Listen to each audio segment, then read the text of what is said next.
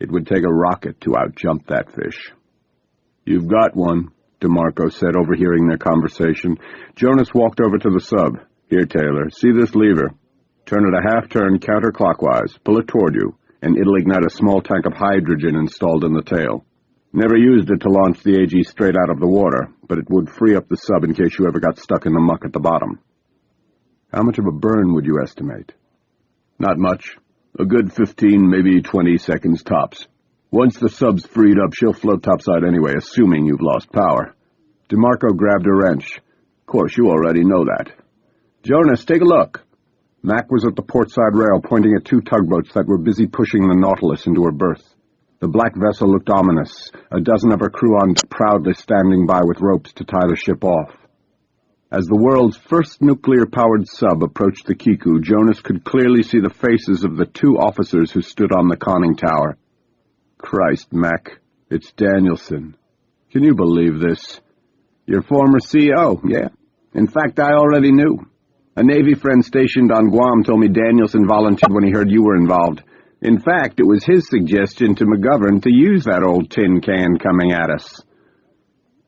As the Nautilus passed, United States Navy Captain Richard Danielson, his gray eyes squinting in the sunlight, spotted his former deep-sea pilot aboard the Kiku. "Hi, Dick, how's it hanging?" muttered Mac, a smile plastered on his face. "He probably heard you." "Who cares? Danielson can kiss my tattooed loving ass. I thought you told me this guy made a career out of destroying your reputation. How many months in the loony bin did you have to put up with before your old buddy Mac here saved your sorry butt? 2 months? Or was it 3? 3. Probably would have been easier if I had just said I imagined the megalodon. Psychosis of the deep. Temporary insanity brought on by fatigue. Would have been a lie, pal. Now that these sharks have surfaced, looks like you're vindicated." "You think Danielson's here to apologize?" "Megalodon or not, the guy blames me for killing 2 of his men." "Fuck him. No man on this planet would have done any different if they had seen what we saw come at us last night." "Damn, Mac, I should have tagged her." "If memory serves, you were busy holding your sorry ass inside the copter. What were you going to pull the trigger with, you Johnson?" "You don't get it. Our window of opportunity is closing quickly. Within a few days, the female could start a panic among the whale pods. Once they run, the Meg will abandon the area, going God knows where. Tracking down the megalodon in coastal waters by following the bloody carcasses of whales is one thing, but locating this monster once it heads out into open seas will be impossible, period." "Hold it. I thought you told everyone this female's going to head into California waters." "I said eventually. It could take weeks, maybe years. No one can predict what a predator like this will do." Jonas paused, pointing to the horizon. "Damn. Check out those clouds, Mac. What do you think?" Mac looked to the west, where dark storm clouds had gathered. "Well, looks like the chopper's out. No hunting tonight, I'd say." Jonas looked at him. "Hope the Meg agrees with you."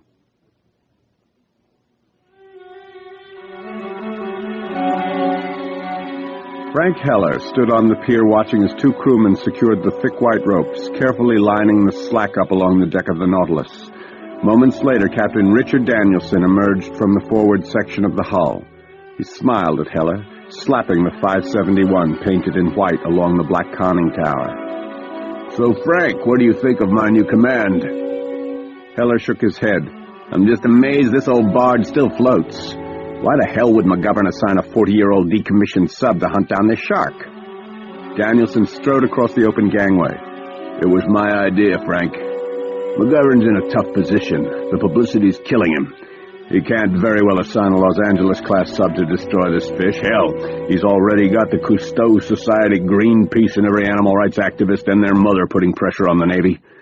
But the Nautilus, she's a different story. The public loves this old boat. She's like an aging war hero going out with one last victory. McGovern loved the idea." "I don't. You have no concept of what you're even dealing with, Captain." "I read the reports, Doctor. Don't forget, I tracked Russian alphas for 5 years. This mission's nothing. 1 tube in the water and this overgrown shark is fish food." Frank was about to respond when he saw a tall officer exit the sub, a big smile planted on his face. "Denny?" "Frank!" Chief Engineer Dennis Heller came bounding down the ramp and bear-hugged his older brother. "Denny," chuckled Frank, "what in hell are you doing aboard this rusty tin can?" Dennis smiled at his brother, then glanced at Danielson. "You know I'm due to retire this year. Turns out I'm 30 hours shy on active duty.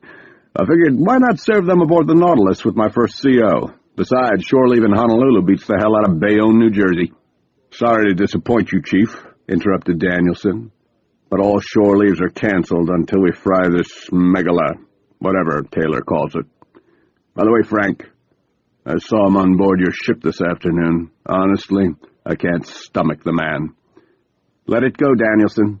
Turns out he was right. Why not just leave it alone?" "So he was right, so fucking what?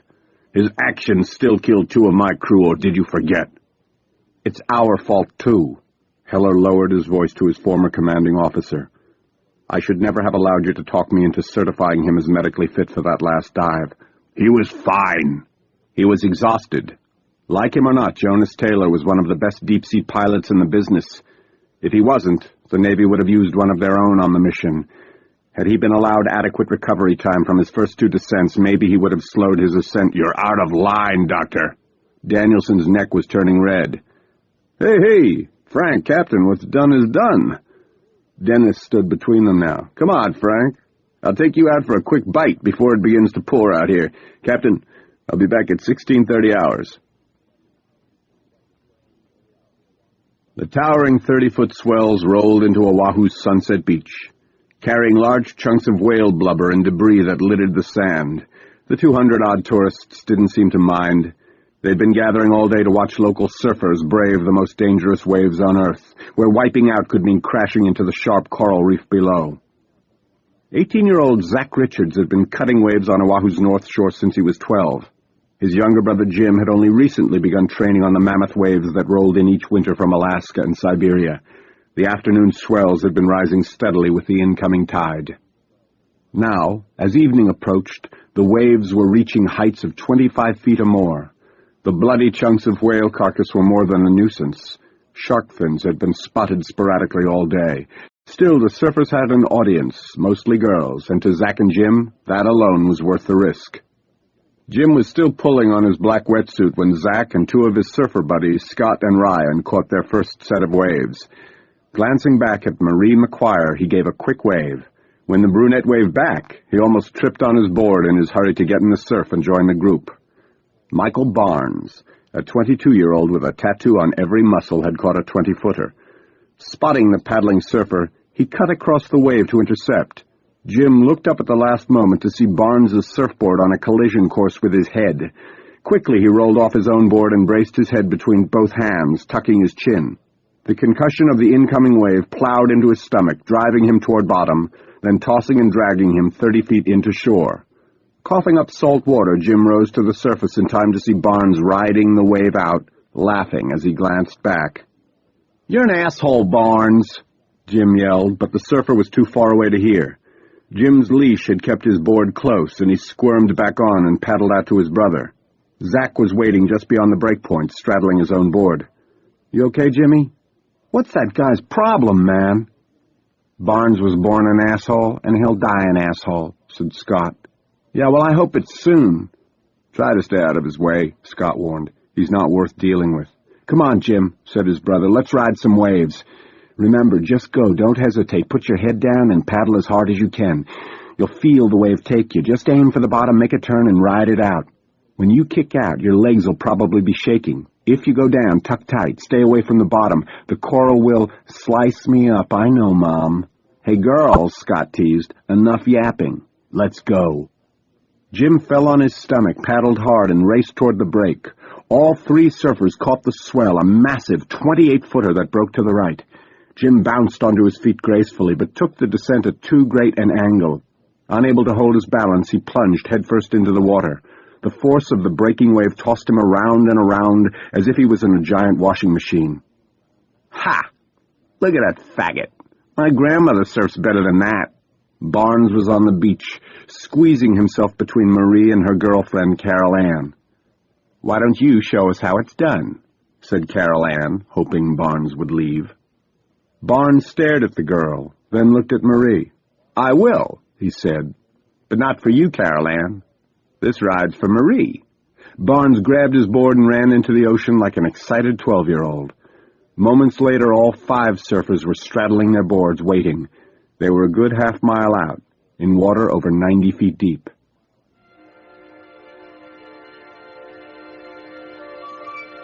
In just 72 hours, the female had attacked 18 different pods of whales, killing and feeding off 14 of the mammals while mortally wounding 3 more. Haunting calls from the humpback and gray whales reverberated through miles of ocean. Almost at one, the pods began altering their migratory course, skirting west, away from the coastal waters of Hawaii. By morning of the 3rd day, not a whale could be seen off the islands. The megalodon sensed the departure of its prey, but did not give chase. In the waters surrounding the island chain, it detected new stimuli. Gliding effortlessly through the thermocline, the boundary between sun-warmed waters and the ocean depths, it moved its head in a continuous lateral back-and-forth motion as it swam. Beneath the thick conical snout, water passed through the creature's nostrils to the nasal capsule. The independently directional nostrils were capable of sampling water on both sides of the head, enabling the megalodon to determine the direction of a particular scent.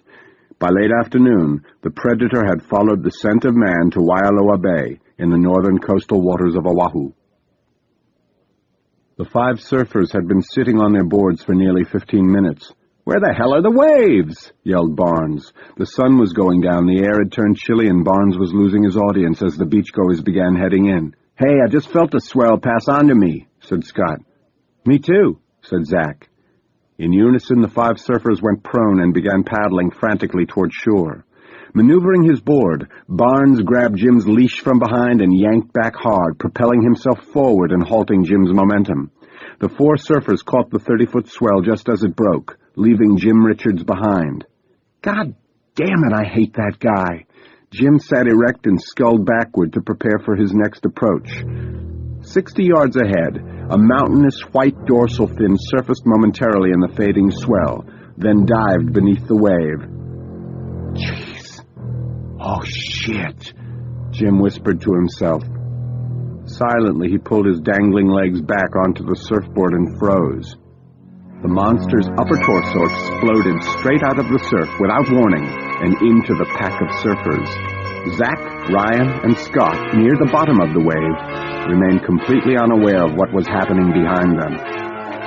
Barnes had just made his turn when a massive white wall emerged in front of him out of nowhere, leaving no time or room to maneuver around it. The nose of the surfboard, driven by the force of the wave, plowed into the megalodon's 5-foot-long gill slits as Barnes's face and chest simultaneously smashed into the towering object. The sudden impact sent Barnes flipping backward into the breaking wave, the raw power of which drove the semi-conscious surfer toward the coral reef below. Weak and disoriented, Barnes managed to get his head above water. His board was still attached to his ankle by its leash, and he held onto it with both hands. His nose was broken and bleeding from both nostrils. His chest burned painfully. Barnes cursed under his breath and looked for the reckless sailboat he thought he had just hit. "I'll kill that asshole," he mumbled to himself. He tried to hoist his bruised body onto the board, but fell back into the water in agony. At least 2 ribs were broken, but the worst pain came from his chest. Looking down in the fading light, he was shocked to see that most of his tanned skin had been sheared off, the subcutaneous tissue clearly exposed, blood seeping from the wound. "What the fuck?" he muttered, then looked back, and saw another swell approaching rapidly, rising as it blotted out the darkening red horizon. Gingerly, he inched onto the board, supporting his weight with his elbows and knees. Seconds before the 25-foot swell reached the surfer, the megalodon's 9-foot maw rose from the dark sea beneath him, engulfing Barnes and his surfboard and lifting both 20 feet into the air. As the wave crashed into its exposed girth, the monster slammed its mouth on surfer and board like a steel bear trap, exerting more than 40,000 pounds per square inch of brute force. Blood and froth shot upwards as the Meg shook its head back and forth instinctively, shredding the remains of the carcass still dangling from its jaws, sending chunks of pink flesh and fiberglass cascading outward in 1,000 directions. Then it was gone.